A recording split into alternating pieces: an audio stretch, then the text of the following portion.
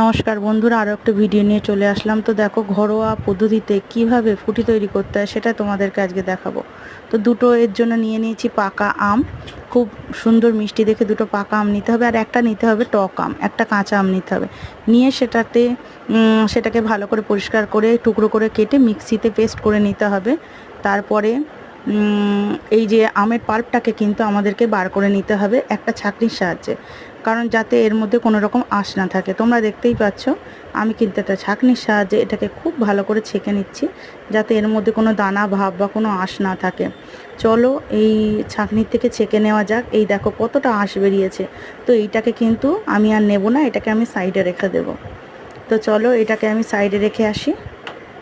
তো দেখো এই যে আমের পিওর যে পাল্পটা আমি পেলাম, এইটা দিয়ে কিন্তু এইবারে আমরা ফুটিটা তৈরি করব। এর জন্য কি করব, এর মধ্যে কিছুটা ঠান্ডা জল কিংবা নর্মাল জলও মেশাতে হবে। তোমরা যে কোনো জল মেশাতে পারো। আমি এখানে একটা লেবুর টুকরো কেটে নিয়ে সেই লেবুর রসটা এতে দিয়ে দেব। ফুটিটা যদি অনেক দিন সংরক্ষণ কেউ করতে চায়, 1 মাস 2 মাস, তাহলে কিন্তু এই লেবুটা অবশ্যই আমাদেরকে দিতে হবে। এতে কিন্তু ফুটিটা অনেক ভালো থাকবে। তো চলো এর মধ্যে কিন্তু আমি এবার আস্তে আস্তে জল ঢেলে নেব।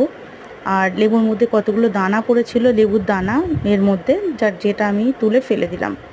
তো চলো এবার এটাকে খুব ভালো করে কিন্তু আমি মিশিয়ে নেব। তারপর আমি কিন্তু এটা ঠান্ডা জল দিয়ে করেছিলাম, যেহেতু আমরা সঙ্গে সঙ্গে খাবো, তাই জন্য বিকেলবেলার টাইমে।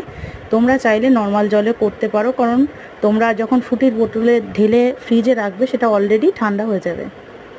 তো চলো এবার এটাকে ঠিক ফ্রুটি যতটা পাতলা হয় ঠিক ততটাই পাতলা করব। আর এর মধ্যে কিন্তু দিয়ে দিয়েছিলাম 1 বাটি চিনি। তোমরা চাইলে এটা গুঁড়েও করতে পারো বা বাতাসা দিয়েও করতে পারো, কিন্তু চিনি দিলে এর ফ্লেভারটা ভালো হয় আর খেতেও সুন্দর লাগে। আর চিনিটা আমি স্কিপ করে গেছি বন্ধুরা। তো ফ্রুটি যেরকম হয় ঠিক তেমনিভাবেই কিন্তু পাতলা করে নিয়েছি। ঘরোয়া ফ্রুটি এইভাবে একদিন তৈরি করে দেখো, বাইরের ফ্রুটি খাওয়া কিন্তু ভুলেই যাবে বন্ধুরা। তো এরপরে কিন্তু আমি আস্তে আস্তে গ্লাসে এটাকে সার্ভ করে নেব বন্ধুরা। আমার কিন্তু ফুটি প্রায় রেডি। আমি কিন্তু চিনিটা মেশানো তোমাদেরকে আর দেখালাম না।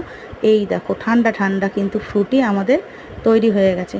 তো আজকের ভিডিওটা যদি তোমাদের ভালো লেগে থাকে, অবশ্যই কিন্তু একটা লাইক কমেন্ট আর শেয়ার করতে ভুলো না বন্ধুরা।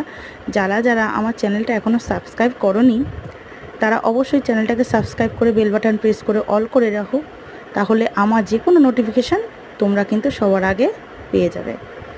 তো চলো বন্ধুরা, আজকের ভিডিওটা এই পর্যন্ত শেষ করলাম। দেখা হবে নেক্সট ব্লগে নতুন কোনো ভিডিও নিয়ে। ততক্ষণের জন্য সকলে ভালো থাকো, সকলে সুস্থ থাকো।